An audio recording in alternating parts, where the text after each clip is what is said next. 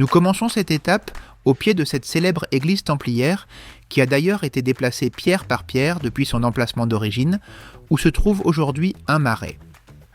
Nous avons aujourd'hui une journée de 25 km, d'abord en montée jusqu'à l'Alto de Ligonde, puis en descente jusqu'à Palace de Reille. Nous découvrirons, entre autres, un calvaire singulier, une église-monastère liée aux chevaliers de Saint-Jacques et un castro de l'âge du fer. C'est parti!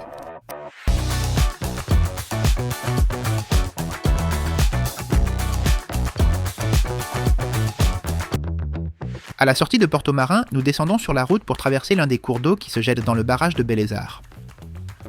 Au bout du pont, nous trouvons le premier croisement de la journée. Sur la gauche, nous suivons le chemin historique qui passe par le hameau de San-Roch. Il est plus long d'un demi-kilomètre et entièrement pavé et asphalté. Sur la droite commence le chemin dit complémentaire, l'itinéraire habituel, qui monte à travers un magnifique tronçon boisé et que nous choisissons. Une fois les deux chemins réunis, nous traversons la route avec précaution à 2 reprises. Nous continuons sur un sentier parallèle et arrivons d'abord à Toxibo, où se dresse un élégant Oreo, perchoir à olives. Peu après, nous traversons Gonzar, où plusieurs auberges et restaurants nous invitent à prendre notre première collation de la journée. Le tracé poursuit son ascension progressive et difficile jusqu'à Castro-Mayor. Ce nom fait référence au castro romain qui se trouve juste après la sortie du village et vers lequel nous nous dirigeons. C'est un joyau archéologique, un castro de l'âge du fer qui fut habité jusqu'au 1er siècle. Le chemin de Saint-Jacques de Compostelle le longe sur sa partie nord. Dans l'application Buen Camino de Santiago, nous avons inclus sur la carte une petite variante pour que vous puissiez traverser le castro et mieux le voir. Nous arrivons à Hospital, qui fait référence à un ancien hôpital pour pèlerins appelé de la Cruz. La prochaine étape de notre pèlerinage est Ventas de Narón. Dans ce lieu paisible, une bataille entre chrétiens et musulmans a eu lieu en 820. À la sortie du village se trouve la modeste chapelle de la Magdalena. Nous continuons pendant 2 heures sur cette route départementale tranquille qui traverse la Sierra de Ligonde. À quelques pas, sur la gauche, nous découvrons le magnifique calvaire de la Méros, œuvre réalisée vers 1674.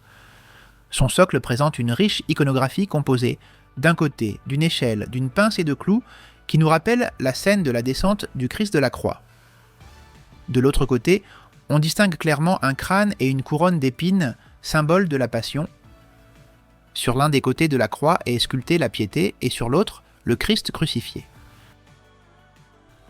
Nous continuons et, à Ligonde, une croix en pierre indique l'emplacement de l'ancien hôpital des pèlerins, aujourd'hui disparu. Nous arrivons ensuite à Erex, où se trouve l'église paroissiale dédiée à notre apôtre. Sur l'un des murs donnant sur le cimetière, on peut voir un fragment de sarcophage pré-romane qui a été réutilisé comme matériau de construction. Nous traversons avec prudence la route départementale qui mène à Monteroso et, à Portos, nous arrivons à la bifurcation vers le Monastello de Vilar de Donas, monument national. Le trajet aller-retour jusqu'au monastère représente environ 5 km supplémentaires. À l'origine, il s'agissait d'un couvent féminin, puis il fut donné à la fin du XIIe siècle à l'ordre de Saint-Jacques, qui construisit une église où furent enterrés les chevaliers de cet ordre en Galice. Dans le temple, de style roman, on remarque son portail occidental, ses précieuses peintures murales à l'intérieur et les ferrures originales des portes. Après Portos, nous nous dirigeons vers l'Estedo, où nous remarquons un calvaire avec un pousadoiro qui sert à soutenir le cercueil du défunt. Au pied de la route, dans le village de Rosario, les pèlerins pieux, voyant le pic sacré au loin, récitent un rosaire tout en descendant vers Palace de Reille. Le chemin quitte la route nationale pour entrer enfin dans Palace de Reille, en passant devant l'auberge publique pour pèlerins Os Chacot. Palace de Reille est une étape classique du chemin français et compte déjà une 20aine d'hébergements pour les pèlerins. La dernière grande localité de la province de Lugo nous offre un repos bien mérité avant la dure étape qui nous mènera demain à Arzúa. Buen camino!